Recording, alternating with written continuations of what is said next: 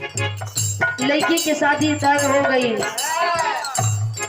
लड़का के फोन करके बतावतिया कहतिया कि सुना हो हमार शादी तय हो गई बा। लड़का कहता तब खुशी खुशी चल जा, लेकिन वो लड़की रोके अपन बात बतावतिया लड़का से। लड़का कहता का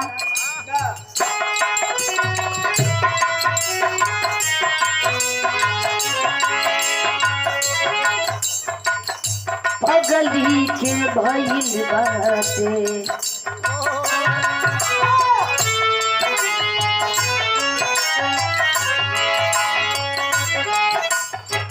पागल के भइल बाटे पागल के दासा।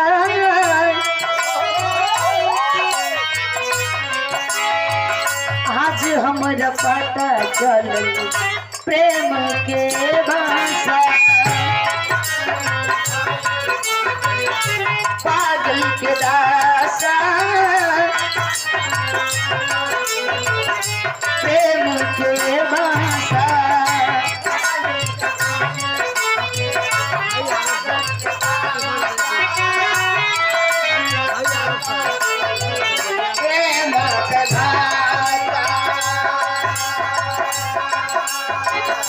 पगल के भइल बाटे पागल के दासा।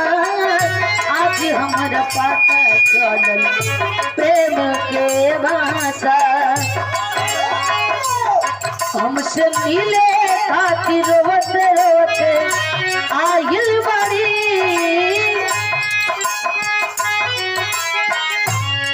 हमसे मिले खातिर रोते रोते आइल बाड़ी। हमर जान आज हरदी से लटाइल बड़ी। हमर जान आज हरदी से लटाइल बड़ी।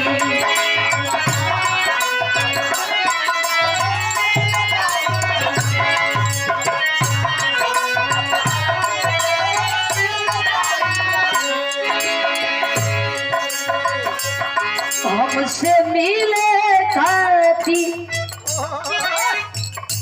आज रोवते रोवते आइल बड़ी।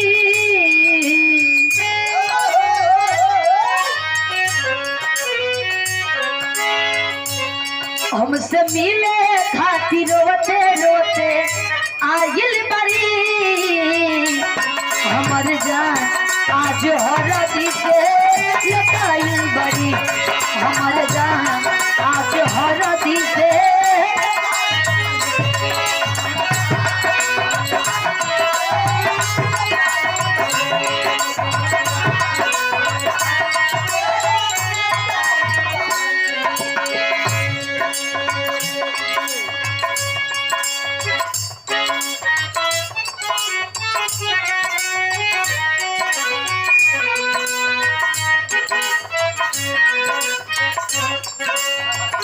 तोहरा मोहब्बत में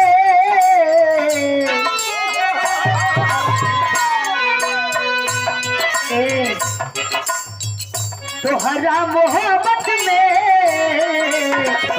जिंदगी खराब हो गई। तोहरा मोहब्बत में जिंदगी खराब हो गई।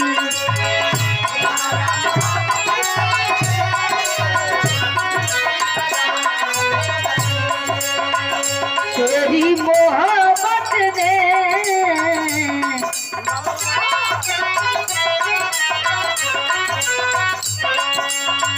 दिल में मकान कर दिया।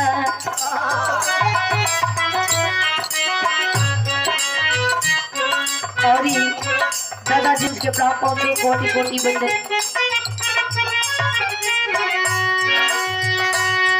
बाप आरे दिलवा मिलवल रहूं दिलदार का के।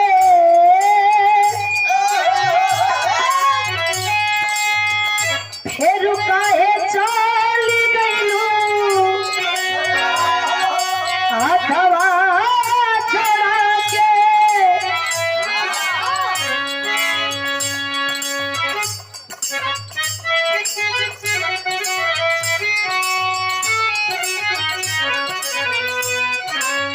एगो पूछो तानी तोहरा से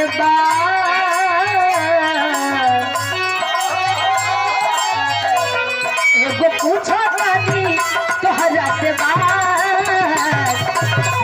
हम याद आई का बोलो तो आर वाली ना होता है ऐसे का उनकर वाली होता है ऐसे